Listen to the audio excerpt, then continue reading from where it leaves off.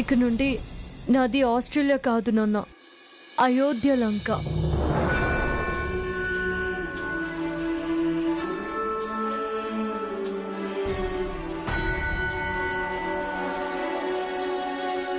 అక్కడ లగ్జరీ ఇల్లు, luxury life ఉండొచ్చేమో, కానీ నేను ఆనందంగా ఉండలేను. ఈ ఇంట్లో ఉండే కోపం, గౌరవం, బాధ్యత అవన్నీ వదులుకోలేను డాడీ.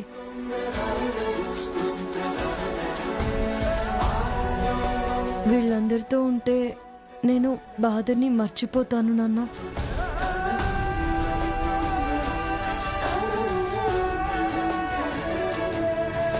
అసలు ఒక్క మాటలో చెప్పాలంటే, ఒక ఆడపిల్ల ఎంత స్వేచ్ఛగా ఉండాలో మీరు నేర్పిస్తే, ఒక అమ్మాయి పద్ధతిగా, అణుకుగా ఎలా ఉండాలో ఈ ఇల్లు నేర్పించింది డాడీ. సరేనమ్మా, నీకెలా ఇష్టమైతే అలాగే చేయి. నీకెప్పుడు ఆస్ట్రేలియాకి రావాలనిపించినా, ఎప్పుడు మీ నాన్నను చూడాలనిపించినా ఒక ఫోన్ చేయి. నీకోసం ఈ నాన్న ఉంటాడు.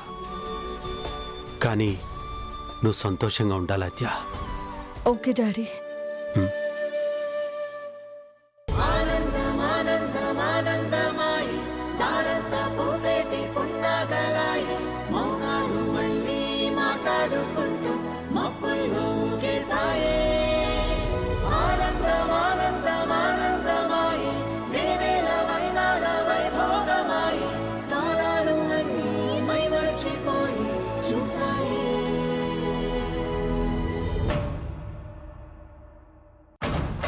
అసలు నాకేం నచ్చట్లేదే.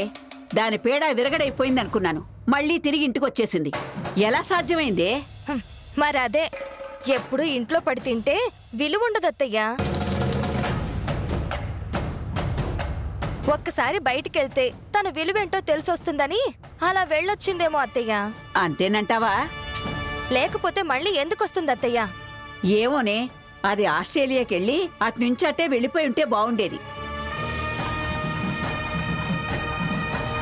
తిరిగొచ్చేసరికి ఎత్తుకుని ముద్దు చేస్తుంది జానకి. పైగా ఇంట్లో ఉండిపోతుందంట. దాని బాధ్యత రఘు కూడా తీసుకుంటున్నాడు. ఇంకే ఉంది, అంతా వాళ్ళ చేతిలోకి వెళ్ళిపోతుంది. అవునత్తయ్య, బావగారిది పెద్ద మనసు. ఆద్యని ఇంట్లో ఉండడానికి ఒప్పుకోరు అనుకున్నాను, కానీ ఒప్పుకున్నారు.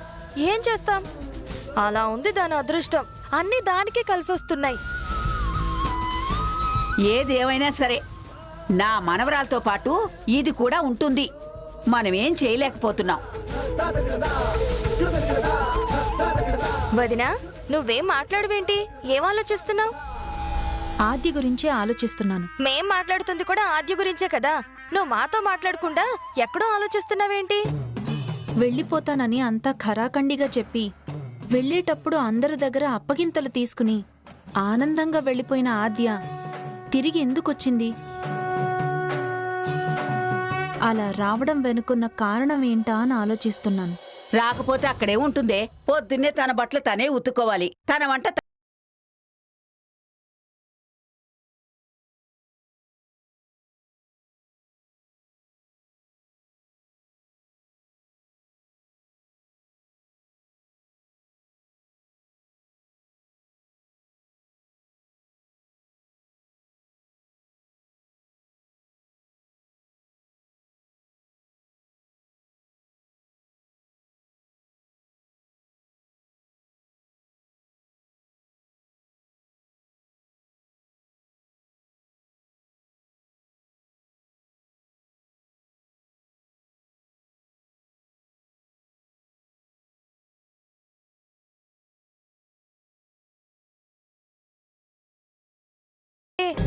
దాని అర్థం ఏమై ఉంటుంది? అసలు తన్నేమనుకోవాలి? అంటే ఇన్నాళ్ళు కలిసుంది కదా, వెళ్ళిపోవడానికి మనసు ఒప్పుకోలేదేమో. అమ్మా, దాని గురించి తెలియనట్టు మాట్లాడతావేంటి? దాని రాక వెనక ఏదో పెద్ద ప్లానే ఉన్నట్టుంది. ఏదో ఒకటి చేసి అదేంటో కనుక్కోవాలి. మనకి తెలియకుండా ఏం జరుగుతుందో ఈ ఇంట్లో? అలా అనుకోవడం పొరపాటమ్మా. ఇంకేదో జరుగుతోంది. మనం కనిపెట్టాలి. అంత దూరం ఎందుకు ఆలోచించాలి? ఇప్పుడే నా కొడుకు దగ్గరికి వెళ్ళి గట్టిగా మాట్లాడదాం. అదుంటే అందరూ అల్లరిపాలవుతారు. దానివల్లే నా మనవరాలు కాలేజీకి వెళ్ళింది. దానివల్లే ఆటలాడుతుంది. 1 కాదు 2 కాదు, ఇలాంటివెన్నో జరిగాయి. అది రాకముందు మన ఇల్లు ఎలా ఉందో, వచ్చాక ఎలాగుందో వాడికి తెలీదా ఏంటి? అనుకోకుండా వచ్చి ఉండిపోయింది, కావాలని వెళ్ళిపోయింది, మళ్ళీ తిరిగి వచ్చింది. దాని అవసరానికి మన ఇల్లు వాడుకుంటుంది. అలాంటి దాన్ని మన ఇంట్లో ఎందుకు ఉంచుకోవడం? చదువు అది ఇది అందనుకో, హాస్టల్లో ఉంచి చదివిద్దాం. అంతేగాని మన ఇంట్లో వద్దని చెప్పి బయటికి గెంటించేస్తాను. నా కొడుకు నా మాట వింటాడు. అన్నయ్య నేను చెప్పినా వింటాడు. బావగారు నేను చెప్తే నమ్ముతారు. ఇంట్లో అదైనా ఉండాలి, మనమైనా ఉండాలి. పదండి. పదండి.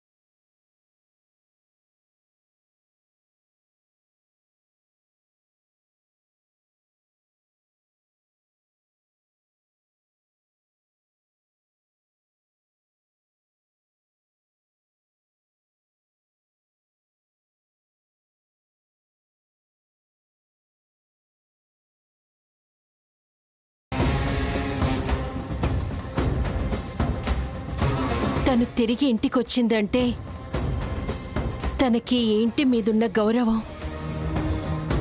ఇక్కడ మనుషులందరి మీదున్న ప్రేమ ఆప్యాయతల వల్లే. ఆద్య ఇక్కడే ఉండిపోవాలనుకుంటుందండి. ఆ అనుకుంటూనే ఉన్నావు నువ్వు ఇలాంటి మాట ఏదో మాట్లాడతావని. అసలు ఏ హక్కుతో ఆచి ఇక్కడ ఉండాలనుకుంటుంది? అత్తయ్య అది కాదు. ఏది కాదు? మామూలుగా అమ్మా దేహి అని ఇంటికొస్తే వాళ్ళకి అన్నం పెట్టి పంపిస్తాం. ఇంకొంతమంది చిన్న చిన్న పనులు ఏమైనా చేసుకుని బ్రతుకుతామంటే వాళ్ళకి పనులు అప్పచెప్తాం. అలాగే ఆద్యని నీ చెల్లెలు కూతురని ఇన్నాళ్ళు ఇంట్లో ఉండనిచ్చాం. ఎంత బంధువు అయినా కలకాలం ఈ ఇంట్లోనే ఉంచుకోలేం కదా. అయినా దాని అభిరుచులు వేరు, అభిప్రాయాలు వేరు. నీ మాట మీద గౌరవంతో ఇన్ని రోజులు ఇంట్లో ఉండనిచ్చాం. ఏదో ప్రేమతో ఇంటికొచ్చిన పిల్లని సర్ది చెప్పి సాగనంపాలి గాని నువ్వు వెనకేసుకుని రావడం మూర్ఖత్వం జానకి. ఆడపిల్లంటే పెళ్ళిడికి రాగానే అత్తారింటికి పంపించాలి. అయినా నువ్వేంటి వదినా కొంగును ముడేసుకోవాలనుకుంటున్నావు? అయినా వాళ్ళకేం తక్కువక్క, వాళ్ళ నాన్న బాగా సంపాదిస్తున్నారు కదా. పంపించేస్తే అక్కడే ఏ తెల్లోండో చూసి పెళ్లి చేసేస్తారు.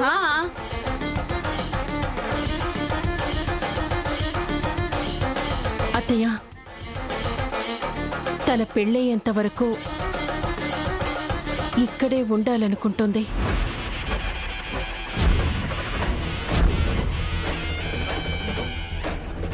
మన ప్రేమానుబంధాల మధ్య కలిసి బతకాలనుకుంటోంది. ఇంతమంది ఉండగా ఆద్య ఒక్కతే ఎక్కడికి వెళ్ళిపోతుందత్తయ్యా? ఎక్కువే. నువ్వు తెచ్చింది మతాబుని కాదు, చిచ్చుబుడ్డిని.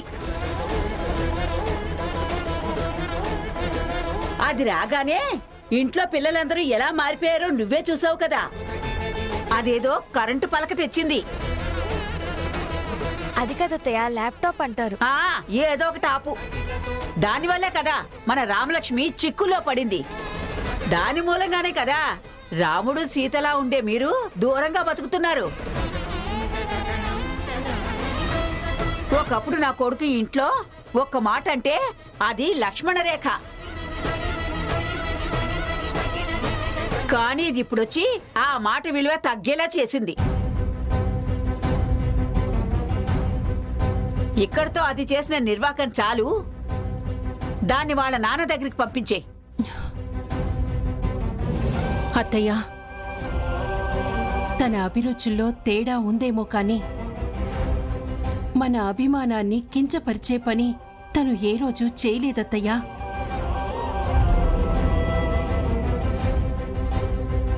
ఒక రకంగా మన కుటుంబానికి మేలు చేసిందత్తయ్యా. ఇందాక మీరు తను రామలక్ష్మి జీవితం చిక్కుల్లో పడేసింది అన్నారు. ఆద్య తనని చిక్కుల్లో పడేయలేదు. ఏ నిర్ణయం తీసుకుంటే ఏమవుతుందో అని భయపడే మన రామకి జీవితం ఎలా ఉండాలో తెలియచెప్పింది.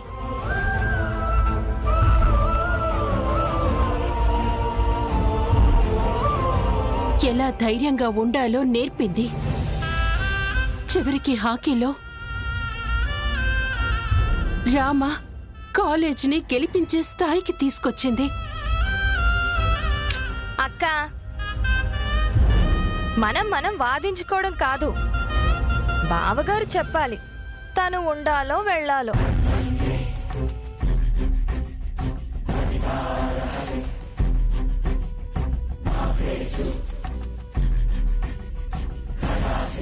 మాట్లాడవేంటి రఘు?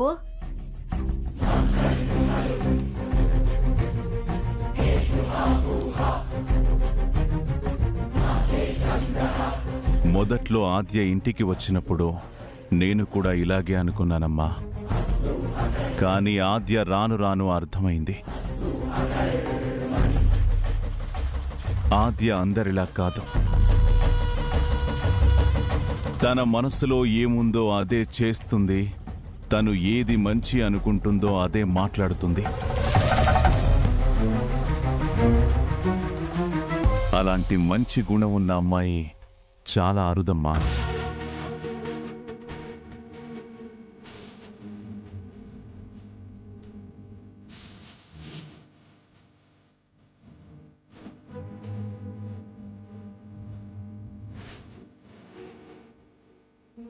ఏ రోజైనా నా మనసుకు తప్పుగా అనిపిస్తే వాళ్ళింటికి పంపించేద్దామనుకున్నాను. కానీ ఏ ఒక్కరోజు నా నోటి నుండి వెళ్ళిపో అనే పరిస్థితి తీసుకురాలేదు.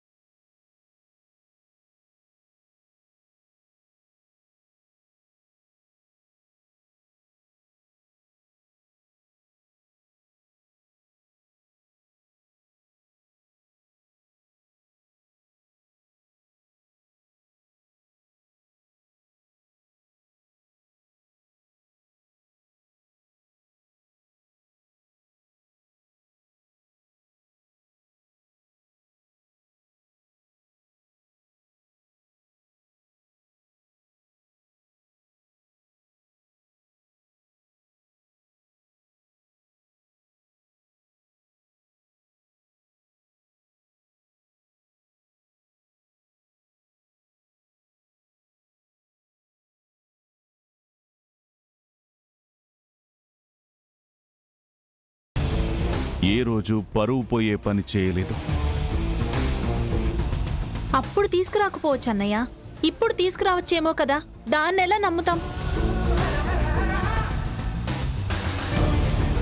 అవును రఘు, అప్పుడు వాళ్ళ అమ్మ విషయంలో కూడా ఇలాగే అనుకున్నాం. మన కుటుంబంతో కలిసి బాగానే ఉండేది కదా. కానీ ఒక్కసారిగా అల్లకల్లోలం చేసి వెళ్ళిపోయింది. నీకు గుర్తులేదా?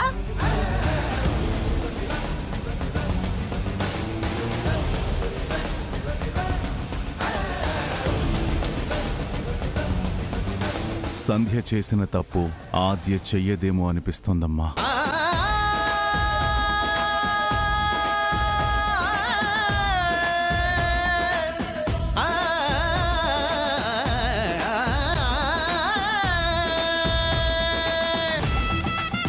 ఈ విషయంలో నేను నీ కోడల్ని నమ్ముతున్నానమ్మా.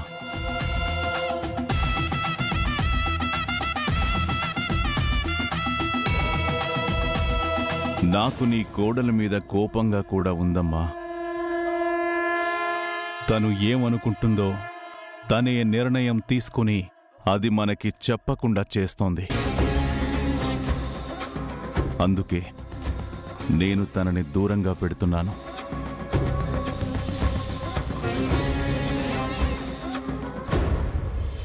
అమ్మా, ఈ ఇల్లు ఎప్పటికీ ఆకలి అని వచ్చిన వాడికి అన్నం పెడుతుంది, నీడ కావాలని వచ్చిన వారికి నీడనిస్తుంది. అది మన గౌరవానికి భంగం తేనంత వరకు.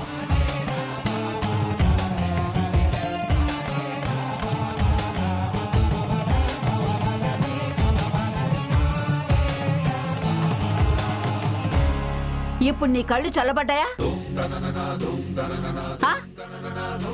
అదేంటత్తయ్యా? ఇంకేంటి, నా కొడుకు ఇలా మాట్లాడతాడని జీవితంలో నేను అనుకోలేదు. చూసావా చూసావా ఎలా మార్చేశావో? అత్తయ్యా,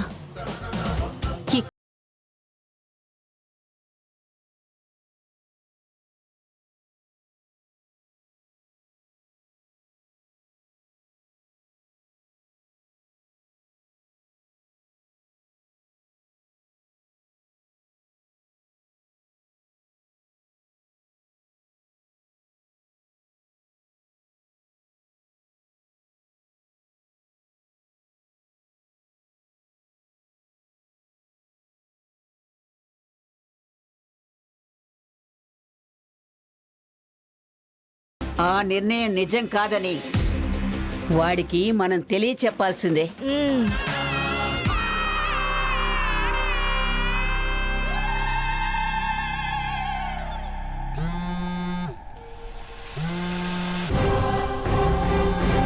హలో పిన్ని, చెప్పవే. ఏంటి అంత నీరసంగా మాట్లాడుతున్నావు? ముందు విషయం ఏంటో చెప్పవే. విషయం ఏముంది, ఆద్య వెళ్ళిపోయింది కదా, మనం పండుగ చేసుకుందాం. మేము అదే అనుకున్నామే. పండగ చేసుకోవాలని అన్ని ఏర్పాట్లు కూడా చేసుకున్నాం. కాకపోతే అంతా దండగా అయింది. ఏమైంది పిన్ని? అదే ఆ ఆద్య అది వెళ్ళినట్టు వెళ్ళి మళ్ళీ తిరిగి వచ్చేసింది.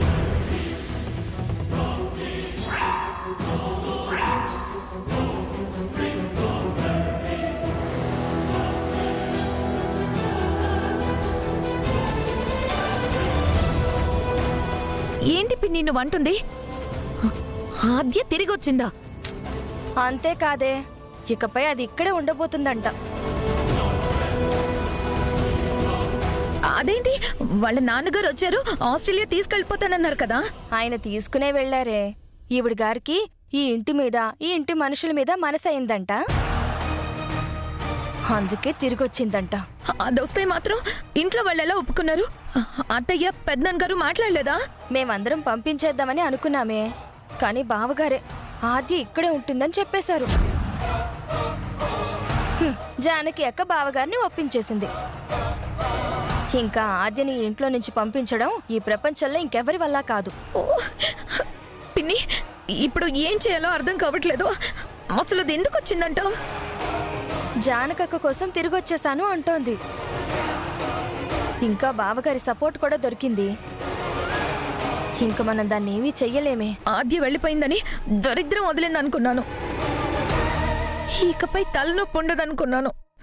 ఇలా జరుగుతుందని అనుకోలేదు పిన్ని. ఏం చేయమంటావే, అంతా మన కర్మ కర్మ. ఏదో అనుకుంటే ఇంకేదో జరిగిపోయింది. సరే సరే, నువ్వు జాగ్రత్తగా ఉండు. ఇదిగో, అనవసరంగా ఎక్కువ ఆలోచించుకో, గ్లామర్ చెడిపోతుంది. అసలే నువ్వు కొత్త పెళ్లి కూతురివి, సరేనా? మాట్లాడి వింటే చారు.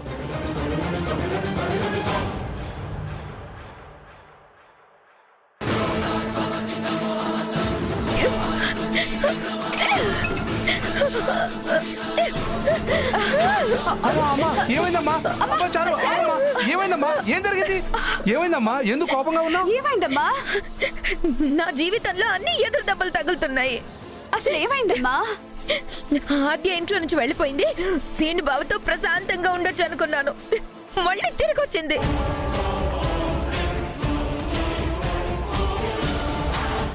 అదేంటి మళ్ళీ ఎందుకు వచ్చింది? ఏమోనమ్మా, దానికి మళ్ళీ ఏ మైరోగం వచ్చిందో ఏంటో ఈ ఇంటికి వచ్చేసింది. అది నన్ను బావని విడగొట్టడానికే వచ్చింది.